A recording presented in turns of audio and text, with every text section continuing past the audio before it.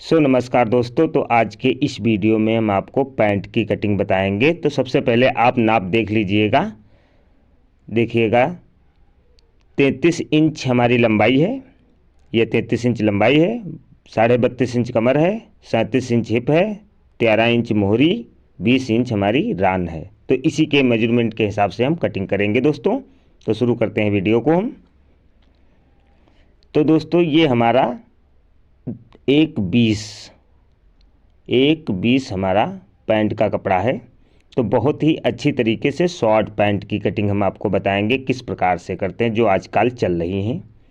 तो किनारी को दोनों एक समान पकड़ करके इस प्रकार से हमने बिछा लिया है। बराबर किनारी कर लेंगे हम। अब इसके बाद में हम अच्छी तरीके से बिछाने के बाद में अब हम ऊपर की मारी, जैसे कि आप कपड़ा कटिंग करवा कर लाते हैं तो आपकी यहाँ से अल्टर हो सकता है, इसी कारण से हम इसको सीधा कर लेते हैं।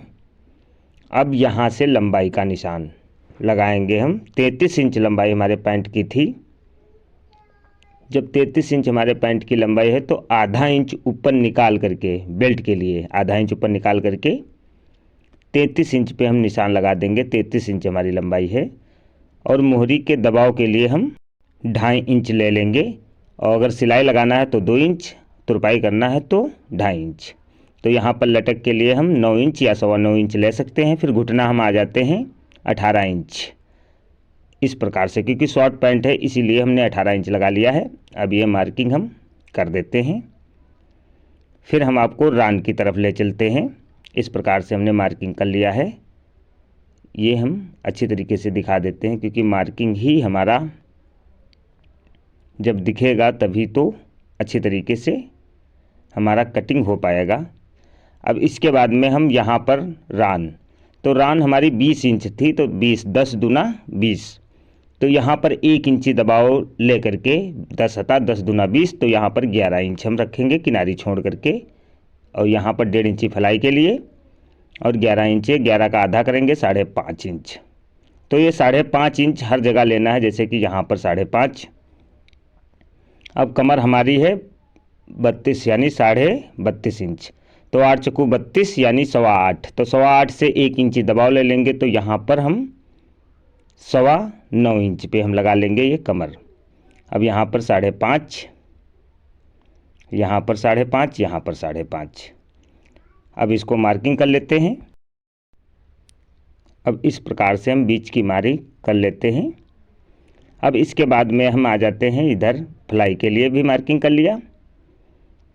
अब यहाँ से हम घुटना, जैसे कि घुटना हमें रखना है यहाँ से 2.5 इंच, 11 से हम 2.5 इंच जब कम करेंगे तो यहाँ पर हमारा 8.5 इंच रह जाएगा, 8.5।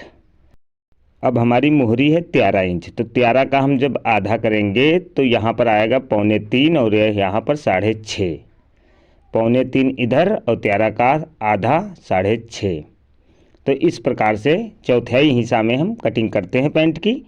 तो हर जगह चौथाई के हिसाब से कटिंग करना है दोस्तों। तो यहाँ पर इस प्रकार से मार्किंग हम खींच लिया। अब इसके बाद में इसे क्रॉस कर दिया। अब फिर इसी प्रकार से दूसरी तरफ भी हम इस हिसाब से मार्किंग कर लिया है। अब दोस्तों ये फ्रंट यानी सामने का पल्ला हमारा तैयार हो चुका है, और एक बार इस प्रकार से चेक कर सकते हैं।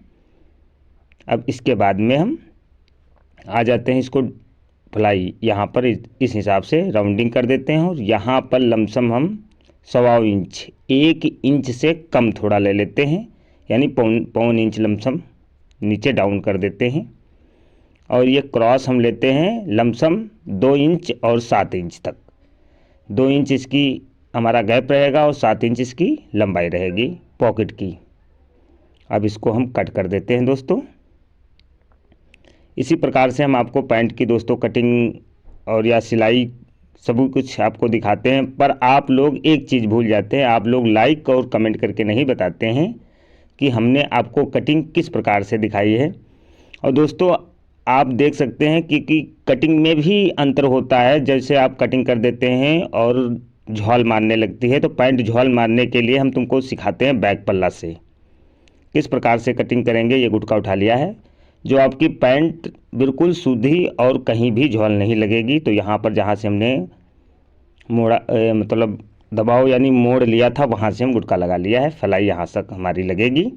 अब आ जाते हैं बैक पल्ला की तरफ। तो वहीं से बैक पल्ला में ही सब अल्टर होता है। तो दोस्तों हम बैक पल्ला कटिंग आपको बताएंगे किस प्रकार से करना है, जो आपकी पैंट की कभी भी झोल नहीं मार सकती है। तो इस हिसाब से हमने फोल्ड कर लिया है।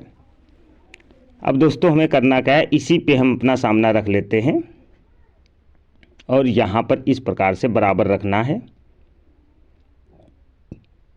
अब इसके बाद में हम दबाव मोहरी पैंट का जो है दबाव हम बैक पल्ला में ही लेते हैं। सामने का पल्ला केवल सिलाई का ही दबाव लेते हैं, बाकी परफेक्ट कटिंग कर देते हैं। अब दबाव हम जैसे लेना है, हमें मोहरी का 13 इंच थी तो यहाँ पर 1 इंची दबाव ले लेते हैं, ये हमारी 13 रह जाएगी। और यहाँ पर 1.5 इंची और यहाँ पर 2.5 इंची, ये फिटिंग हो जाएगी हमारी पैंट की। और यहाँ पर अब हमको 1.5 इंची उठाना है दोस्तों। इसी कारण से हम बता रहे हैं, क्योंकि 1.5 इंची जब हम उठाएंगे तो पैंट का आपका ऑटोमेटिक ये लूजिंग नहीं आएगी और परफेक्ट बैठेगी आपकी पैंट। अब 1.5 इंची और इसको भी मार्किंग हम इस प्रकार से अच्छी तरीके से करना है, जैसे हमारा निशान लगा है उसी के हिसाब से बराबर कर लेना है। अब ये हो चुकी है हमारी मार्किंग। अब दोस्तों हमें करना क्या है, जैसे कि अब यहाँ पर हमारी हिप, ये मार्किंग हमारी हो चुकी है। अब हिप हमारी जैसे 37 इंच है तो पहले हम कमर यहाँ पर लगा लेते हैं। जैसे 9.25 था, यहाँ पर 9.5, क्योंकि इसमें डेड पीछे पड़ेगी तो यहाँ पर 9.5 का हम निशान लगा लेते हैं और 2 इंच हम दबाव ले लेते हैं।